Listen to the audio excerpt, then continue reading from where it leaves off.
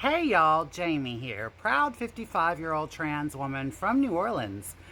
So, where last I left off was a couple of days ago. I do apologize. I am moving 3,150 miles away from where I live currently, and it's a huge undertaking, and I am so sorry, y'all. I just got caught up in the move. So, where last I left off, I was in jail and I was on the docks and I had just pissed on a cop's head.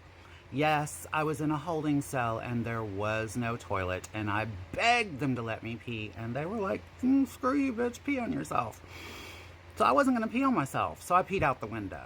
Yeah, and there was a cop downstairs and I didn't know it, and I swear to you it was like something out of a movie. I could not have planned the aim better myself. It landed straight on this son of a bitch's head. He was furious. I thought he was going to kill me, y'all. He came flying up those stairs to my cell. In like 5 minutes, he was up there in my cell, in my face, screaming at me he was going to fucking kill me. And I thought, oh my God, what have I done? I was horrified. Horrified. Do you hear me? Horrified. So, yeah, he tells me, take your fucking shirt off.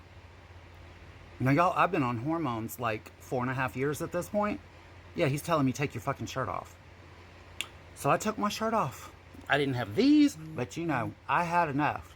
And he made me go outside with him. And he made me mop up my own urine off of the sidewalk. Off the sidewalk, y'all. And off of an air conditioning condenser that was outside. And he told me, now you just you can put that back on or hold it or do whatever the fuck you want. Get back in the fucking cell. And so for the next like 4 or 5 hours, waiting to be processed, I was sitting there topless, holding my hands crossed over my chest to try to hide my breast from other inmates, from other cops, you name it. They were coming by the cell to get a good gander at the tranny, you know? Y'all, I don't use that word like to be, I don't mean it like a hateful way. I mean it the way they meant it, which they did mean it a hateful way. So they bring me upstairs to the 6th floor where they keep the dolls in the jail there. And, y'all, they have what they call tier reps for the different, there's 3 10-man cells to a tier. And they pick an inmate to be the tier rep. Well, I walk in there and the tier rep for my cell and the other 2 cells on that tier, Bob Jackson. Yeah. The sexiest man I've ever met in my entire life. He had an old lady named Lisa, but every time they fought and every time he and I saw each other, it was on. Like it was on like Donkey Kong, honey. The chemistry between me and this boy was on fire. Whenever we were in a room together, the chemistry was on fire. So needless to say, so sorry, it's hot here. Needless to say, we immediately hooked up. And the way that worked in jail was we had what you call going under the blinds. So, like, I had a bunk that was on the downstairs bunk, the beneath bunk. And you would just hang sheets up all around it and create a little privacy and go under there. We called it going under the blinds. And because he was the tier rep, even though he was in cell 1 and I was in cell 2, he could wake up in the mornings and he would wake me up by crawling into my bed and kissing me all along the sides of my neck and up by my ear and whispering sweet nothings in my ear. And it became very romantic very fast, not gonna lie. This boy was teaching me how to play chess during the afternoon. We took showers together because he watched out for me in the showers to make sure nobody messed with me.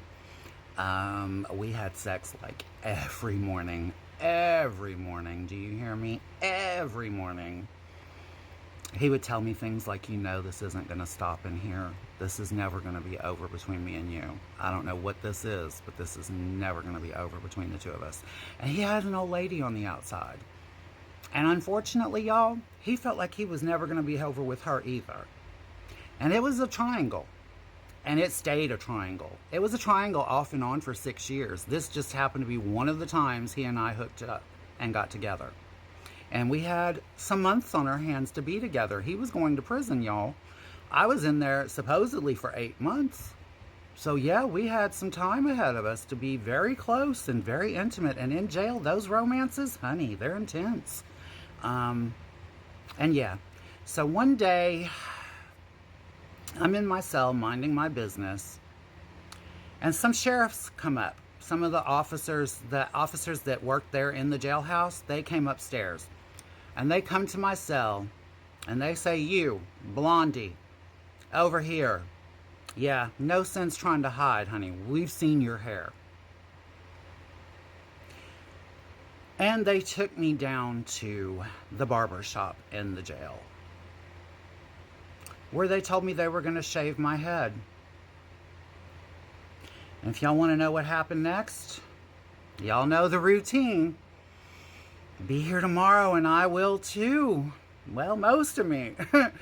I love you all. I love you all for watching, and I love you for the comments. And again, I do apologize for the moving situation and me taking a couple of days to myself, but I am back and I will be here tomorrow. Talk to you later. Bye-bye.